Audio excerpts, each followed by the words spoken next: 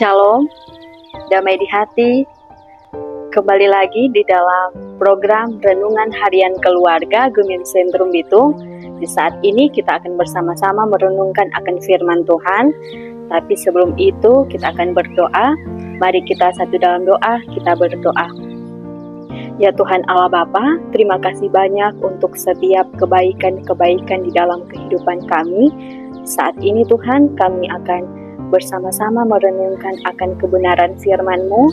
Biarlah Roh Kudus yang akan menuntun kami semua, supaya kami dapat mengerti dan memahami setiap isi dan maksud dari firman Tuhan, dan kiranya kami semua dapat dimampukan untuk menjalani setiap kehidupan kami, hidup yang selalu terarah ke dalam jalan kebenaran daripada-Mu.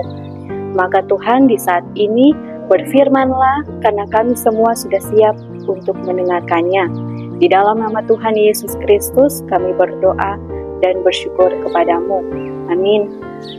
Baiklah, di saat ini kita akan bersama-sama membaca Alkitab yang terdapat di dalam kitab Injil Yohanes pasalnya yang ke-19 ayatnya yang ke-23.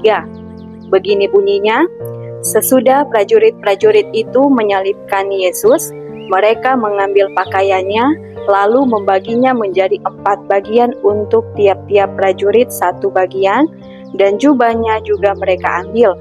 Jubah itu tidak berjahit, dari atas ke bawah hanya 1 tenunan saja. Saudaraku, penderitaan Yesus di kayu salib dilanjutkan dengan para prajurit yang mengambil dan juga membagi pakaian Yesus menjadi 4 bagian. Kemudian mereka mengundi jubah Yesus. Hal ini menunjuk pada penggenapan dan nubuat kitab suci tentang apa yang harus dialami oleh Sang Mesias yang menderita itu. Nah, ini bisa kita lihat di dalam kitab Mazmur pasalnya yang ke-22 ayatnya yang ke-19, bagaimana di sini mau menceritakan tentang penderitaan Yesus yang adalah penggenapan dari nubuatan. Jubah yang tidak berjahit ini mau menggambarkan kesatuan dan juga keutuhan. Bagaimana pakaian dan jubah Yesus Kristus ini adalah simbol kemuliaan yang tidak dapat dipisah-pisahkan, bahkan pun tidak dapat disobek.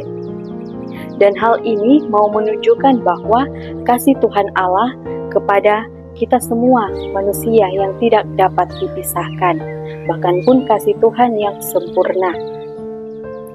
Maka saudaraku, kita semua dipanggil untuk tidak sama seperti dengan prajurit, mereka yang memanfaatkan ketidakberdayaan Yesus Kristus, mereka yang tidak ada rasa empati sama sekali, mereka dengan mengundi jubah Yesus, bahkan membagi pakaian Yesus Kristus.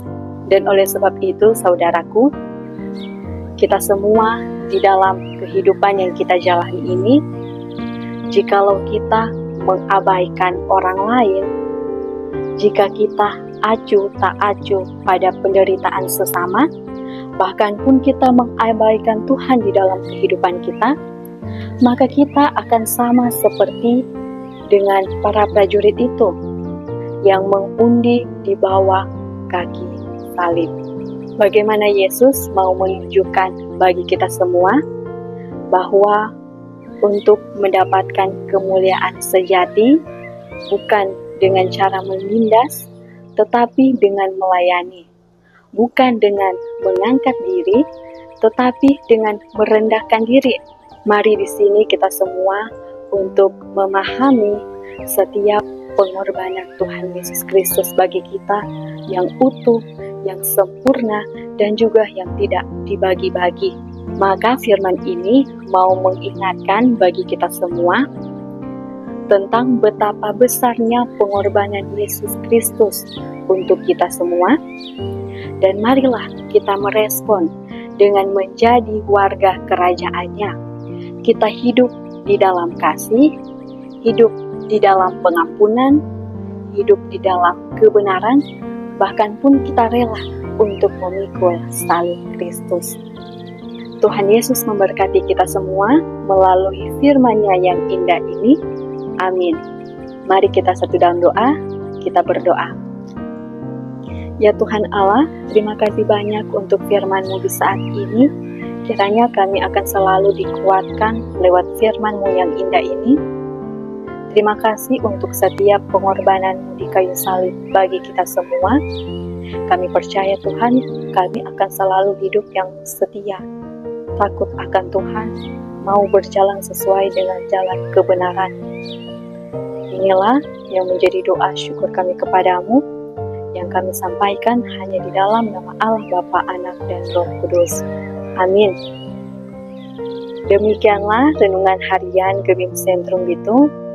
Tuhan Yesus memberkati kita semua. Selamat melanjutkan aktivitas. Shalom. Damai di hati.